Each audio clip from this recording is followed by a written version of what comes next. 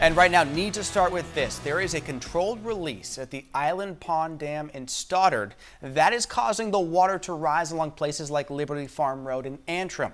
Good evening, I'm Steve Botari. And I'm Marissa Tansino. People in that area are being told to get to higher ground. We have Vanessa Palange from New Hampshire Homeland Security and Emergency Management on the phone. Vanessa, thank you for being with us tonight. What can you tell us about the situation right now, specifically with the dam in that area? Good evening, Steve, for having me on.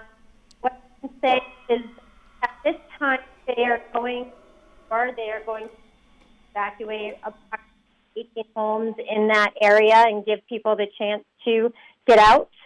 If people do decide to stay, we are asking them to make sure that they move to higher ground, move to an upper level in your home, and they are just working to make sure that everybody stays safe as the water continues to rise. And Vanessa, just real quick before we move on, we were losing you at the very beginning there. How many homes are being evacuated in that area right now? They're saying about 18 homes right now.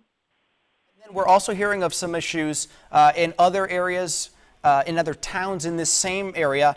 Alstead, Ackworth, also hearing reports of some swift water teams now being called out to these areas. What can you tell us, broadly speaking, about what's happening in this region writ large?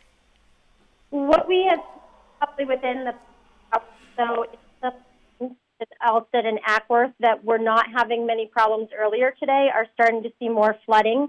We had someone go around a barrier and need to be rescued in Alstead. So we are asking people to not drive around barriers, to not move barriers. You're not only putting yourself in danger, but you are putting the first responders in danger. Now, Vanessa, what can you tell us about the timeline? We're talking about potential evacuations here of people needing to leave their homes. When could people, if they do leave, possibly be looking at a return? We do not have that information at this time. It really depends on how quickly the waters recede and what sort of condition the roads are in after those floodwaters do recede. If the roads are not compromised, it would be much quicker than if they need to fix them.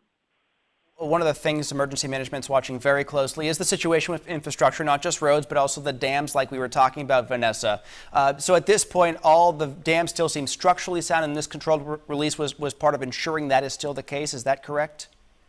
Yes, they're just trying to make sure that the dams stay in place and that we don't have any sort of compromises, and that's why they did this controlled release at the Island Pond Dam.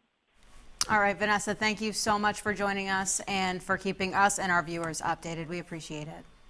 Thank you.